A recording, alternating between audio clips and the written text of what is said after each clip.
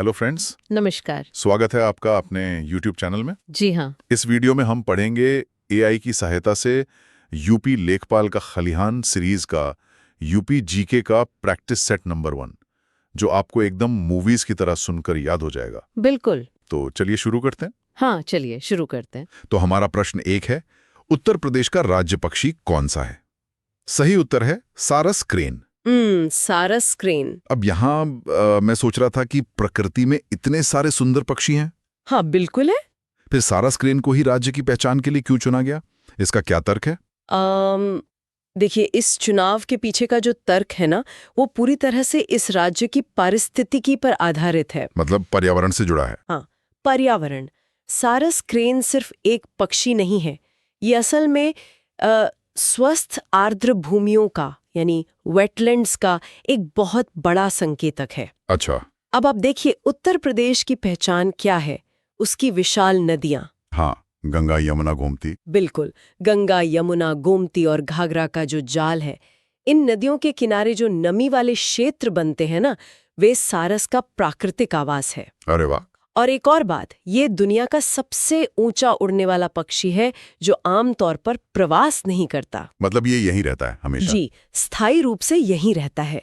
तो ये राज्य की नदियों और खेतों के संतुलन का बेहतरीन प्रतिनिधित्व करता है। एक पक्षी कैसे पूरे राज्य की नदियों की कहानी कह सकता है? ये बहुत दिलचस्प है ना? है? तो अब इसी क्रम में इतिहास के एक बड़े प्रशासनिक बदलाव की ओर ध्यान देते हैं। चलिए देखते हैं। प्रश्न 2, संयुक्त प्रांत आगरा एवं अवध की राजधानी को इलाहाबाद से कहां स्थानांतरित किया गया? सही उत्तर है लखनऊ। लखनऊ। सत्ता का ये केंद्र अचानक इलाहाबाद से लखनऊ क्यों चला गया? ये अचानक नहीं था। अच्छा। जी, ये एक बहुत ही महत्वपूर्ण ऐतिहासिक घटनाक्रम था। इसे समझने के लिए हमें 19वीं सदी के अंत की प्रशासनिक चुनौतियों को देखना होगा।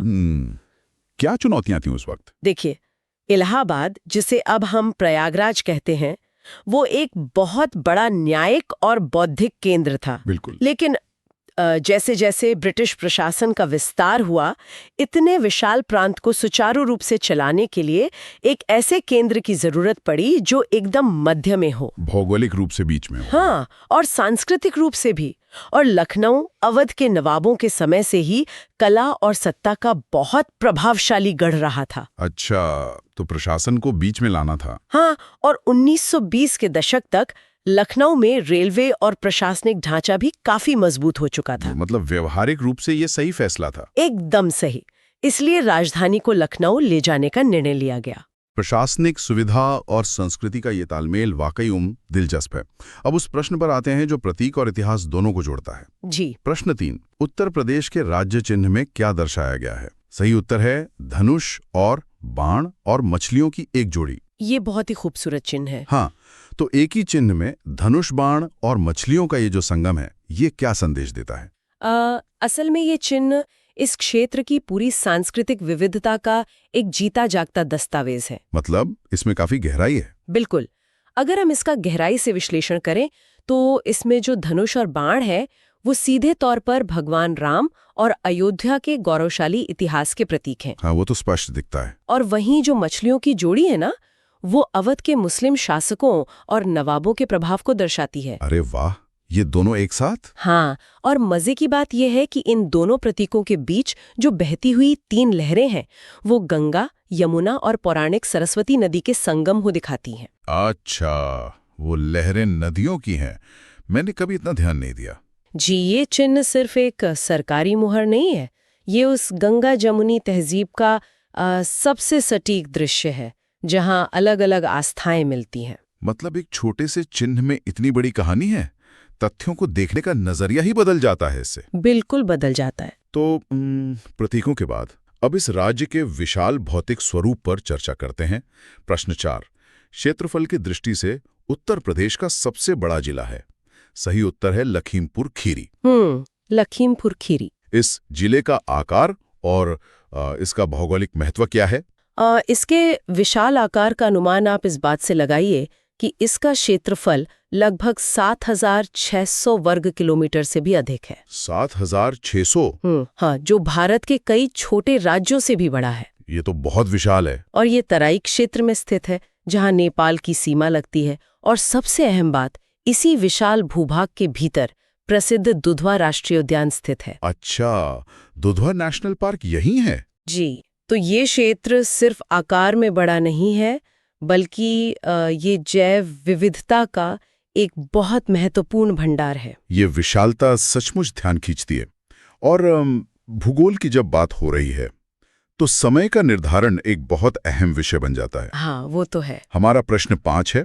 भारत के मानक समय के रूप में 82 डिग्री 30 पूर्व देशांतर रेखा को माना जाता है, जो उत्तर प्रदेश में कहां से होकर गुजरती है? सही उत्तर है मिर्जापुर। जी, मिर्जापुर। ये बहुत ही रोचक बात है कि पूरे देश का समय यूपी के एक जिले से तय होता है। इसका वैज्ञानिक आधार क्या है? ये पूरी तरह से एक गणितीय और खगोलीय आवश्यकता है। वो कैसे? देखिए, भारत पूर्व से पश्चिम तक लगभग 30 डिग्री देशांतर में फैला हुआ है। इसका मतलब है कि अगर गुजरात और अरुणाचल प्रदेश के सूर्योदय के समय की हम तुलना करें तो लगभग 2 घंटे का अंतर आ जाता है। 2 घंटे? ये तो बहुत बड़ा अंतर है। बिल्कुल। अब पूरे देश में रेलगाड़ियों के संचालन के लिए एक समान समय होना तो अनिवार्य था ना? यानी तो पूरा सिस्टम बिगड़ जाएगा। इसलिए देश के बिल्कुल मध्य से गुजरने वाली देशांतर रेखा को चुना गया, जो 82 डिग्री 30 मिनट पूर्व है। अच्छा, तो ये एकदम बीच में है। हाँ, और ये रेखा सटीक रूप से मिर्जापुर से होकर गुजरती है। जब मिर्जापुर में सूर्य ठीक सर के ऊपर होता है, तभी पूरे देश में दोपहर के 12 बजे माने जाते हैं। अरे वाह! मिर्जापुर केवल एक शहर नहीं, पूरे देश की घड़ी का केंद्र बिंदु है। जी बिल्कुल। ये तथ्य बहुत प्रभावशाली है। अब अभ्यास पत्रों में अक्सर कुछ ऐसे प्रश्न आते हैं जो जानबूझकर भ्रमित करने के लिए बनाए जाते हैं। हाँ, कंफ्यूज करने के लिए। प्रश्न 6, निम्नलिखित में कौन सा एक उत्तर प्रदेश के तथ्यों के बारे में बेमेल है?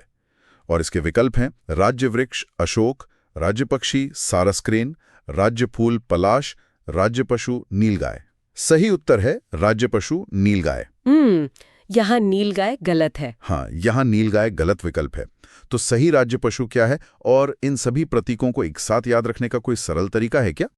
सही राज्य पशु बारहसिंघा है। नीलगाय तो सिर्फ भ्रमित करने के लिए था। अच्छा, बारहसिंघा। हाँ, और इन्हें लंबे समय तक याद रखने के लिए ना हम एक मानसिक चित्र बना सकते हैं। मानसिक चित्र मतलब कोई विजुअलाइजेशन? बिल्कुल। अब बस एक दृश्य की कल्पना कीजिए। एक शांत बारहसिंगा, जो हमारा राज्य पशु है, वो खड़ा है। ठीक है, बारहसिंगा खड़ा है। और उसके बड़े सींगों में एक सुंदर सा नारंगी पलाश का फूल, जो हमारा राज्य फूल है, वो बसा हुआ है। अच्छा, सींगों में फूल, याद रहेगा। और यह बारहसिंगा एक ऊंचे और हरे भरे अशोक के पेड़ के नीचे खड़ा है। अशोक हमारा राज्य वृक्ष है। बिल्कुल। और उसी अशोक के पेड़ के पास एक लंबा सारस्क्रेन चहलकदमी कर रहा है, जो कि राज्य पक्षी है। अरे वाह, ये तो पूरी एक पेंटिंग बन गई दिमाग में, है ना? इस तरह के चित्रों से मस्तिष्क तथ्यों को बिना रटे आसानी से याद रख सकता है। ये तकनीक वास्तव में बहुत प्रभावी है। अब राज्य की आंतरिक पहचान से आगे बढ़कर उसकी सीमाओं पर नजर डालते हैं। चलिए। भारत का एक प्रमुख भौगोलिक केंद्र बनाता है। मतलब एकदम सेंटर? हाँ, इसके सीमावर्ती क्षेत्रों में हर दिशा से अलग अलग संस्कृतियों, खान पान और व्यापार का आदान प्रदान होता है। उदाहरण के लिए कुछ बताएंगे? जैसे पश्चिमी छोर पर आप देखिए हरियाणवी और राजस्थानी प्रभाव दिखता है। दक्षिणी छोर पर मध्य प्रदेश की बुंदेली संस्कृति का असर है। और पूर्व में? पूर्व में बिहार का प्रभाव स्पष्ट नजर आता है। ये राज्य एक बड़े स्पंज की तरह है, जो चारों तरफ की विविधताओं को सोख लेता है। जब इतनी विविधताएं एक ही जगह मिल रही हों, तो उन्हें बांधकर रखने के लिए भी कुछ होना चाहिए ना? जी बिल्कुल। इसका उत्तर हमें अमिले प्रश्न में मिलता है। प्रश्न 8, उत्तर प्रदेश में राजकीय कार्यों में किस भाषा का प्रयोग होता है? सही उत्तर है हिंदी। हिंदी। तो क्या हम ये मान सकते हैं कि हिंदी ही वह कड़ी है जो इस पूरी विविधता को जोड़कर रखती है? यह बिल्कुल सटीक विश्लेषण है आपका। भले ही राज्य के अलग अलग हिस्सों में ब्रज, अवधी, भोजपुरी या बुंदेली जैसी बोलियों का प्रयोग होता हो। हाँ, बोलियां तो बहुत हैं। लेकिन हिंदी प्रशासनिक और आधिकारिक संचार का मुख्य माध्यम है। और द्वितीय राजभाषा उर्दू भी है शायद? जी, उर्दू भी है। एक मजबूत राजकीय भाषा ही वह सूत्र होती है जो इतने बड़े भूभाग में प्रशासन को सुचारू रूप से लागू करने में मदद करती है। और ये भूभाग कितना विशाल है, ये अगले प्रश्न से और भी स्पष्ट हो जाता है। देखते हैं। प्रश्न 9, निम्न में से किन राज्यों की सीमा उत्तर प्रदेश के साथ लगी हुई है। सही उत्तर है छत्तीसगढ़, झारखंड, राजस्थान, हिमाचल प्रदेश। इन सीमाओं की विविधता को हम नक्शे पर कैसे समझें? अगर हम मानसिक रूप से इसका भ्रमण करें तो एकदम उत्तर पश्चिम में एक बहुत ही छोटी सी सीमा हिमालय की तलहटी में हिमाचल प्रदेश को छूती है, एकदम ऊपर की तरफ। हाँ, और वहां से पश्चिम की ओर जाने पर राजस्थान का शुष्क और रेगिस्तानी इलाका शुरू हो जाता है। मतलब पहाड़ से सीधे रेगिस्तान। बिल्कुल। फिर अगर दक्षिण पूर्व की ओर जाएं तो वहां विंध्य की पहाड़ियों और खनिज संपदा से भरपूर छत्तीसगढ़ और झारखंड की सीमाएं मिलती हैं। ये तो सिर्फ राजनीतिक सीमाएं नहीं लग रही हैं मुझे। एकदम सही कहा आपने। ये जलवायु और प्राकृतिक संरचना का एक बहुत बड़ा विस्तार है। मतलब ये किसी एक राज्य का नहीं, पूरे उपमहाद्वीप का एक छोटा रूप लगता है। हाँ, मिनी इंडिया कह सकते हैं। इस भौगोलिक विस्तार के बीच संस्कृति और कृषि के दो बहुत अहम केंद्र भी आते हैं। कौन से? प्रश्न 10। उत्तर प्रदेश के किस शहर को भारत की सांस्कृतिक राजधानी के रूप में जाना जाता है? सही उत्तर है वाराणसी। वाराणसी। और प्रश्न 11। उस शहर का नाम बताइए जो भारत की आम्र राजधानी कहलाता है। सही उत्तर है मलिहाबाद। मलिहाबाद के आम। इन दोनों शहरों की पहचान में इतना बड़ा अंतर है, फिर भी ये राज्य के लिए कितने अहम हैं? इन दोनों का महत्व एकदम अलग अलग स्तरों पर है। जैसे वाराणसी की बात करें तो ये सिर्फ एक शहर नहीं है, ये निरंतरता और आध्यात्मिकता का केंद्र है। गंगा के घाट, आरती, प्राचीन दर्शन इसे भारत की आत्मा बनाते हैं। वो तो पूरी दुनिया मानती है। और दूसरी ओर मलिहाबाद राज्य की समृद्ध कृषि और नवाबी विरासत का प्रतिनिधित्व करता है। मलिहाबाद के दशहरी आम तो बहुत मशहूर है। पूरी दुनिया में मशहूर है। एक शहर आध्यात्मिक भूख को शांत करता है तो दूसरा भौतिक और कृषि संपदा का प्रतीक है। मतलब दोनों मिलकर राज्य की एक पूरी छवि बनाते हैं। बिल्कुल। आध्यात्म से लेकर कृषि तक हर क्षेत्र में यूपी का योगदान विशाल है।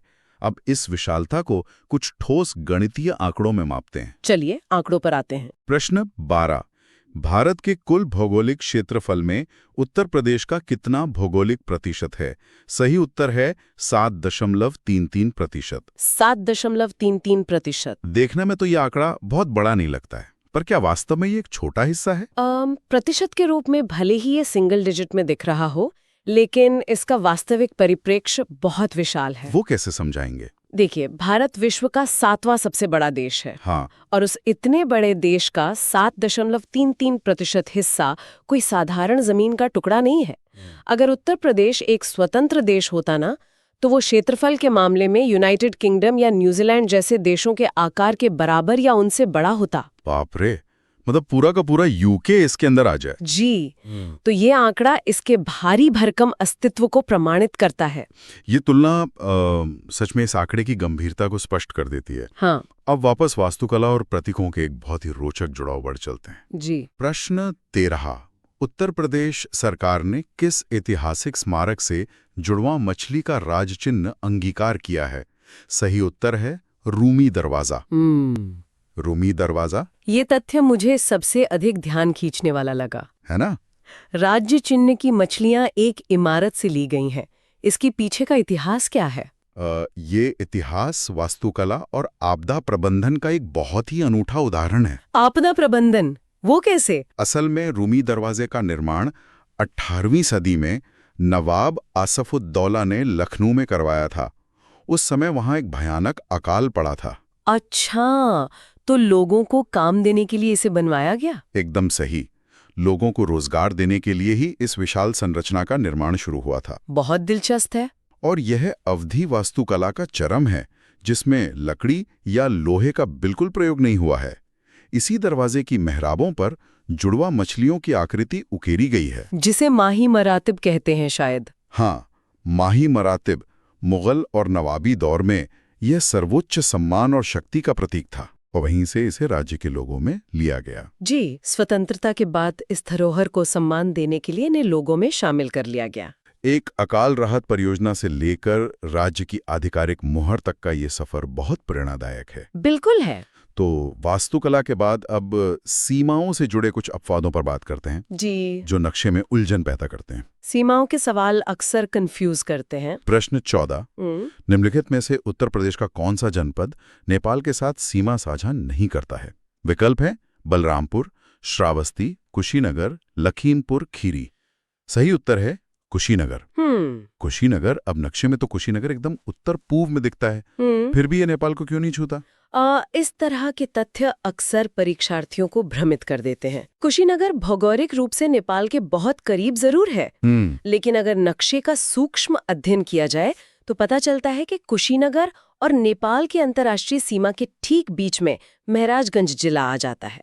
अच्छा, तो महराजगंज बीच में एक दीवार की तरह है? जी, वो एक बफर का काम करता है जो कुशीनगर को अंतर्राष्ट्रीय सीमा छूने से रोक देता है। मतलब भूगोल को सिर्फ सरसरी निगाह से नहीं बल्कि गहराई से पढ़ना चाहिए। बिल्कुल, नक्शे को ध्यान से देखना जरूरी है। और ऐसा ही एक अनूठा भौगोलिक बिंदु अगले प्रश्न में भी है। देखते हैं। प्रश्न 15। यूपी के निम्नलिखित जनपदों में कौन उत्तरांचल, हरियाणा तथा हिमाचल प्रदेश के साथ सीमा बनाता है? सही उत्तर है सहारनपुर। सहारनपुर मतलब एक ही जिला 3 अलग-अलग राज्यों को छू रहा है। इस ट्रिपल पॉइंट की क्या खासियत है? सहारनपुर की स्थिति राज्य के एकदम उत्तर पश्चिमी कोने पर एक नुकीले सिरे की तरह है। हाँ, नक्शे में ऊपर की तरफ। ये जिला मैदानी और पहाड़ी क्षेत्रों के बीच एक प्रवेश द्वार का काम करता है। इसके पूर्व में उत्तराखंड है, उत्तर में हिमाचल शुरू होता है और पश्चिम में यह हरियाणा के मैदानी इलाकों से जुड़ता है। मतलब एकदम रणनीतिक बिंदु हो गया ये तो। जी, ये एक अत्यंत महत्वपूर्ण व्यापारिक बिंदु है जहां 3 राज्यों की हवाएं और व्यापारिक मार्ग मिलते हैं। ये दिशाओं और सीमाओं का खेल बहुत जटिल है। हाँ, तो दिशाओं की बात चली रही है तो पूर्वी छोर को भी जान लेते हैं। प्रश्न 16। उत्तर प्रदेश का सबसे पूर्वी शहर निम्नलिखित में से कौन है? सही उत्तर है बलिया। बलिया सबसे पूर्व में। हाँ, यह राज्य का पूर्वी मुहाना है, लेकिन दिशाओं से जुड़ा सबसे बड़ा भ्रम अगले प्रश्न में आता है। अच्छा, कौन सा भ्रम? जहां उत्तर से दक्षिण का क्रम पूछा जाता है। प्रश्न 17। उत्तर प्रदेश के निम्नलिखित जिलों का उत्तर से दक्षिण सही अनुक्रम है? सही उत्तर है सिद्धार्थनगर, संत कबीर नगर, अंबेडकर नगर, संत रविदास नगर। ये चारों नगर वाले जिले। बिल्कुल, इन सभी के नाम में नगर जुड़ा है, तो इन्हें उत्तर से दक्षिण के क्रम में सटीक रूप से याद रखने का कोई लॉजिकल तरीका है? इन्हें रटने के बजाय ना हम एक वैचारिक यात्रा के रूप में याद रख सकते हैं। वैचारिक यात्रा मतलब कैसे? देखिए, सबसे उत्तर में नेपाल की सीमा के पास सिद्धार्थनगर है जो गौतम बुद्ध के बचपन के नाम पर है। हाँ, उनका जन्म स्थान भी उसी क्षेत्र के निकट है। बिल्कुल। अब ज्ञान की इस शुरुआत के बाद हम थोड़ा दक्षिण की ओर बढ़ते हैं। वहां भक्ति काल के महान संत आते हैं जिनके नाम पर संत कबीर नगर है। अच्छा, तो बुद्ध के बाद कबीर? हाँ, और उससे और दक्षिण जाने पर आधुनिक भारत के संविधान निर्माता के नाम पर अंबेडकर नगर आता है। और अंत में सबसे दक्षिण की ओर जाने पर समानता का संदेश देने वाले संत के नाम पर संत रविदास नगर स्थित है, जिसे भदोही भी कहते हैं। जी, तो क्रम क्या बना? बुद्ध, फिर कबीर, फिर अंबेडकर और अंत में रविदास। ये उत्तर से दक्षिण की ओर एक ऐतिहासिक धारा की तरह बहता है। सिद्धार्थ, कबीर, अंबेडकर और रविदास। ये तरीका तो इस क्रम को दिमाग में हमेशा के लिए साफ कर देगा। हाँ, ये ट्रिक बहुत काम आती है। अब राज्य की सबसे बड़ी सीमा की ओर चलते हैं, जो किसी राज्य से नहीं बल्कि एक देश से लगती है। जी, अंतर्राष्ट्रीय सीमा। प्रश्न 18। निम्नलिखित में से कौन सा देश भारतीय राज्य उत्तर प्रदेश से सीमाएं साझा करता है? सही उत्तर है नेपाल। नेपाल। तो एक अंतर्राष्ट्रीय सीमा होने के क्या मायने होते हैं राज्य के लिए? नेपाल के साथ जो सीमा है वो सिर्फ एक राजनीतिक रेखा नहीं है, यह एक खुली अंतर्राष्ट्रीय सीमा है। खुली सीमा का मतलब कोई फेंसिंग नहीं है? हाँ, बिल्कुल। इसका मतलब है कि दोनों तरफ के लोगों के बीच पीढ़ियों से गहरे सांस्कृतिक और आर्थिक संबंध रहे हैं। आवाजाही और व्यापार लगातार चलता है। ये तो अच्छी बात है। हाँ, लेकिन साथ ही एक खुली सीमा होने के कारण यह आंतरिक सुरक्षा और विदेश नीति के नजरिए से बहुत संवेदनशील भी बन जाता है। बिल्कुल, सुरक्षा तो है में। अब अंतर्राष्ट्रीय संबंधों के साथ साथ राज्य के भीतर भी शहरीकरण का बहुत तेज विस्तार हो रहा है। जी, शहरीकरण बहुत तेजी से बढ़ रहा है। प्रश्न 19। निम्नलिखित में से किस जिले को राष्ट्रीय राजधानी क्षेत्र या एनसीआर के 23वें जिले के रूप में शामिल किया गया है? सही उत्तर है शामली। शामली। शामली का एनसीआर में जुड़ना किस बदलाव का संकेत है? ये इस बात का प्रमाण है कि दिल्ली का आर्थिक और औद्योगिक प्रभाव पश्चिमी उत्तर प्रदेश में कितनी गहराई तक फैल रहा है। मतलब दिल्ली का असर बढ़ रहा है। हाँ, जब कोई जिला एनसीआर में आता है ना, तो वहाँ आधारभूत संरचना, रियल एस्टेट और रोजगार के अवसरों में तेजी से निवेश आता है। तो मतलब शामली अब सीधे दिल्ली की इकोनॉमी से जुड़ गया है। एकदम सही। राज्य का ये पश्चिमी हिस्सा अब सीधे राष्ट्रीय राजधानी की आर्थिक धड़कन के साथ धड़क रहा है। राज्य के भविष्य और विकास की इस चर्चा के बाद अब थोड़ा इसके अतीत में चलते हैं। चलिए इतिहास के पन्नों में, जहां से इस वर्तमान ढांचे की नींव पड़ी थी। प्रश्न 20, किस वर्ष वर्तमान उत्तर प्रदेश का प्रायः संपूर्ण क्षेत्र बंगाल प्रेसिडेंसी से अलग करके आगरा प्रेसिडेंसी के अधीन कर दिया गया? सही उत्तर है 1834 ईस्वी। 1834। 1834 का यह साल प्रशासनिक इतिहास में इतना अहम क्यों है? ये साल आधुनिक उत्तर प्रदेश के जन्म का पहला आधिकारिक कदम माना जा सकता है। अथा वो कैसे? देखिए, ब्रिटिश शासन के शुरुआती दौर में ना, भारत का एक बहुत बड़ा हिस्सा कलकत्ता से बंगाल प्रेसिडेंसी के तहत कंट्रोल होता था। हाँ, बंगाल प्रेसिडेंसी तो बहुत बड़ी थी। लेकिन जैसे जैसे अंग्रेजों का विस्तार उत्तर और पश्चिम की ओर हुआ, उन्हें लगा कि इतने दूर बैठकर दिल्ली या अवध के आसपास शासन करना असंभव है। प्रशासनिक नियंत्रण खो रहा था शायद। बिल्कुल। इसी समस्या को सुलझाने के लिए 1834 में इस पूरे क्षेत्र को बंगाल से अलग कर दिया गया और एक नई आगरा प्रेसिडेंसी बनाई गई। तो यहीं से यूपी का रूप बनना शुरू हुआ। जी, यहीं से इस भूभाग को अपनी एक अलग प्रशासनिक पहचान मिलनी शुरू हुई, जो बाद में संयुक्त प्रांत और फिर उत्तर प्रदेश बनी। यानी 1834 वो समय था जब कलकत्ता के प्रभाव से निकलकर इस क्षेत्र ने अपना स्वतंत्र ढांचा तैयार करना शुरू किया। एकदम सही समझा आपने। अब इस चर्चा के अंतिम भौगोलिक प्रश्न पर आते हैं, जो फिर से नक्शे की स्पष्टता की मांग करता है। जी बताइए। उत्तर प्रदेश के निम्न में से कौन से जिले की सीमा मध्य प्रदेश के साथ साझा नहीं करती है? विकल्प हैं इलाहाबाद, मिर्जापुर, इटावा, अलीगढ़। सही उत्तर है अलीगढ़। अलीगढ़। ये तथ्य नक्शे पर कैसे स्पष्ट होता है? अगर हम नक्शा देखें तो मध्य प्रदेश यूपी के दक्षिण और दक्षिण पश्चिम में एक बहुत लंबी सीमा बनाता है। हाँ, सबसे लंबी सीमा शायद मध्य प्रदेश के साथ ही है। जी। विकल्पों में दिए गए इलाहाबाद, मिर्जापुर और इटावा, ये सभी दक्षिणी बेल्ट का हिस्सा हैं और सीधे मध्य प्रदेश को छूते हैं। और अलीगढ़? अलीगढ़ की भौगोलिक स्थिति राज्य के एकदम उत्तर पश्चिमी भाग में है, या हरियाणा और दिल्ली के प्रभाव क्षेत्र के करीब है। मतलब ये एमपी से बहुत दूर है। बिल्कुल। इसलिए अलीगढ़ का मध्य प्रदेश की सीमा से संपर्क होने का कोई भौगोलिक कारण ही नहीं बनता। यह प्रश्न आपकी दिशाओं की समझ को टेस्ट करता है। दिशाओं, सीमाओं, इतिहास और प्रतीकों का ये पूरा विश्लेषण ये स्पष्ट करता है कि ये 21 प्रश्न केवल अभ्यास के लिए नहीं है। बिल्कुल नहीं। बल्कि ये पूरे राज्य का एक दर्पण है। एकदम सही बात है। सारस क्रेन की पारिस्थितिकी से लेकर रूमी दरवाजे की वास्तुकला तक, और 1834 के प्रशासनिक फैसलों से लेकर मिर्जापुर के मानक समय तक। जी, ये सभी तत्व आपस में जुड़कर इस विशाल राज्य की वर्तमान वास्तविकता का निर्माण करते हैं। आज की इस चर्चा ने तथ्यों के पीछे छुपे विज्ञान और इतिहास को बहुत ही स्पष्ट रूप से हमारे सामने रखा है। मुझे भी यही लगता है। लेकिन इस सफर को समाप्त करने से पहले श्रोताओं के विचार करने के लिए एक महत्वपूर्ण बिंदु छोड़ना मैं आवश्यक समझता हूँ। बिल्कुल, हमें सोचने पर मजबूर करने वाला कोई विचार देना चाहिए। यह ध्यान देने वाली बात है कि 1834 में जो क्षेत्र प्रशासन की सुविधा के लिए बंगाल से अलग किया गया था, वो आज क्षेत्रफल, जनसंख्या और अपनी सीमाओं के विस्तार में इतना बड़ा हो चुका है कि उसे केवल एक राज्य कहना शायद पर्याप्त ना हो। सही कहा। जो भूभाग इतने सारे अलग अलग राज्यों के संस्कृतियों को अपने भीतर समेटता हो और एक अंतर्राष्ट्रीय सीमा की जिम्मेदारी भी संभालता हो, वो तो अपने आप में एक देश के बराबर है। बिल्कुल, वो अपने आप में एक मिनी देश के समान है। अब भविष्य के नजरिए से सोचने वाली बात यह है कि इस मिनी देश के तीव्र आर्थिक विकास में इसका ये जो जटिल और विशाल भूगोल है, क्या ये इसका सबसे बड़ा संसाधन बनकर उभरेगा, या फिर इसके सामने सबसे बड़ी प्रशासनिक चुनौती पेश करेगा? ये एक ऐसा सवाल है जिस पर गहराई से विचार किया जाना चाहिए। मेरा ये चैनल सब्सक्राइब करें और मेरे हर अपडेट आपको मिले, इसके लिए बेल आइकन जरूर दबाइएगा।